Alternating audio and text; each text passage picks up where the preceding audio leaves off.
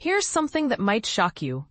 The same Republicans who spent years trying to dismantle Obamacare are now fighting to save one of its most popular features. Talk about a political plot twist that nobody saw coming.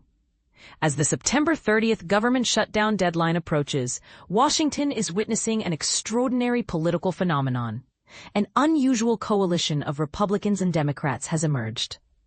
United by a common goal that would have seemed impossible just a few years ago, extending the healthcare tax credits that millions of Americans depend on. But here's where it gets controversial. This isn't just about healthcare policy. It's about political survival, electoral math, and the kind of pragmatic deal-making that makes some voters cheer and others cry sellout. The stakes are higher than you think. Let's break this down in simple terms. More than 24 million Americans currently receive healthcare coverage through the ACA marketplace in 2025, and many of them rely on tax credits to make their premiums affordable. These aren't just numbers on a spreadsheet. These are real families, small business owners, and individuals who chose marketplace plans because they offered the coverage they needed at prices they could manage. If Congress doesn't act before the year ends, here's what happens. Those tax credits disappear. And when that happens, healthcare premiums in the ACA marketplace could skyrocket by an average of 18% next year, according to research from the healthcare nonprofit KFF. For many families, that's the difference between affordable healthcare and going without coverage entirely. The political chess game nobody expected. Here's what makes this situation fascinating from a political standpoint. Senate Democrats, who are currently in the minority with Republicans controlling both chambers of Congress, desperately need something they can point to as a victory for their constituents. Meanwhile, Republicans, especially those from competitive districts, are looking ahead to the 2026 midterm elections and realizing that letting healthcare costs spike might not be the best campaign strategy.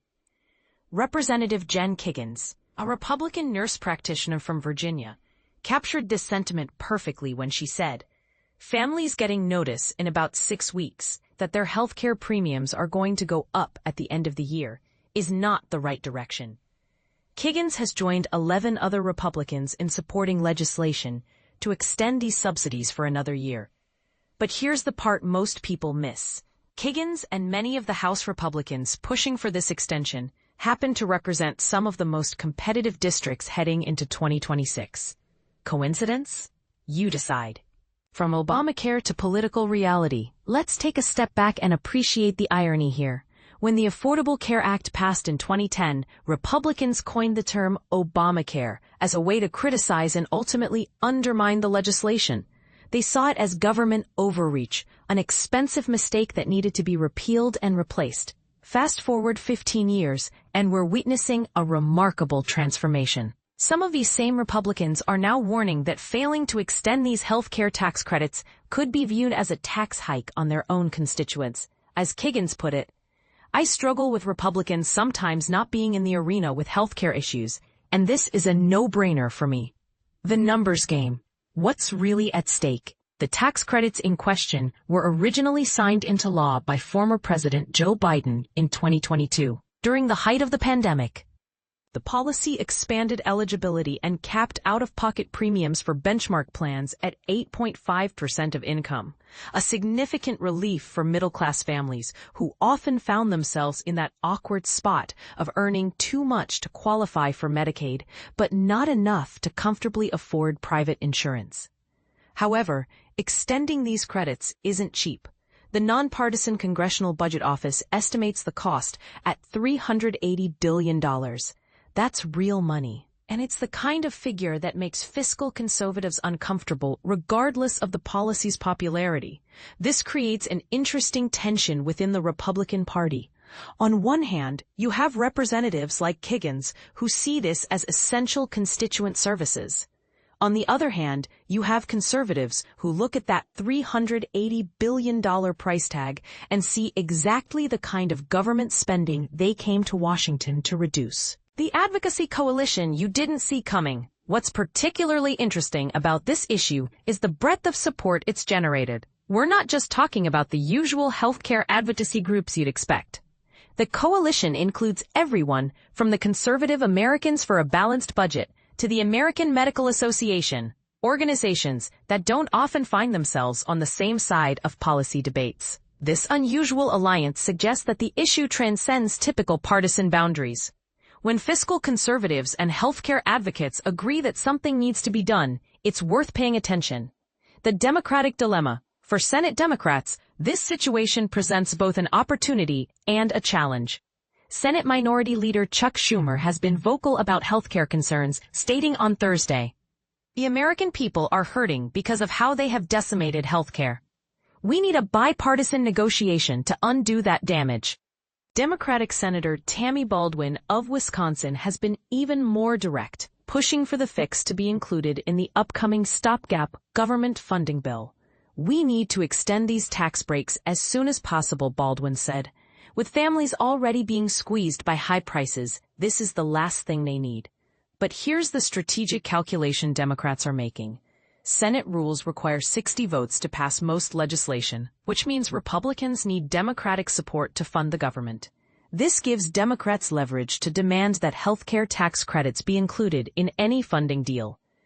The September 30th deadline, more than just government funding. As the government funding deadline approaches, this healthcare issue adds another layer of complexity to what's already a challenging negotiation. The question isn't just whether the government will stay open. It's whether millions of Americans will see their healthcare costs increase dramatically in 2026. The timing creates additional pressure. Families typically receive notices about their upcoming healthcare premiums in October and November, which means any uncertainty about these tax credits could cause anxiety and confusion during the enrollment period. And this is the part most people miss. This entire situation reveals something profound about how American politics actually works versus how we think it works. Despite all the partisan rhetoric and ideological battles we see in the media, when push comes to shove, elected officials often respond to the practical needs of their constituents. The Republicans supporting this extension aren't abandoning their principles. They're recognizing that their constituents need affordable health care, regardless of what the policy is called or who originally proposed it. The question that's dividing Washington. But here's where it gets controversial. Is this pragmatic governance or political opportunism? Are these Republicans genuinely committed to ensuring their constituents have access to affordable health care? Or are they simply making a calculated move to protect themselves in competitive districts? Moreover, if Republicans are willing to support a $380 billion extension of what they once derided as Obamacare, what does that say about their previous opposition to the program? Were they wrong then, or are they being inconsistent now? What this means for you. If you or someone you know gets health insurance through the ACA marketplace, this debate directly affects your wallet. The difference between extending these tax credits and letting them expire could mean hundreds or even thousands of dollars in additional premium costs next year. But even if you get your insurance through an employer or other source, this issue matters because it's a test of whether our political system can still function when it comes to addressing practical problems that affect millions of Americans. The bigger picture. What we're witnessing isn't just a policy debate, it's a reflection of how American healthcare politics have evolved. The ACA, once seen as a partisan lightning rod, has become embedded enough in the healthcare system that even its former opponents recognize the practical difficulties of dismantling popular provisions. This raises fascinating questions about the nature of political change in America. Does practical experience with policies eventually overcome ideological opposition? Or are we simply seeing politicians respond to electoral pressures regardless of their underlying beliefs? Your turn to weigh in, so here's what I want to know. Do you think these Republicans deserve credit for putting their constituents' needs ahead of party ideology? Or are you skeptical about their motivations? Is this the kind of bipartisan cooperation we need more of in Washington? Or does it represent the kind of big government spending that's driving up the national debt? And here's the really controversial question. If Obamacare has become so embedded in our healthcare system that even Republicans are fighting to preserve parts of it, should we stop pretending it's going anywhere and start focusing on how to make it work better? What do you think?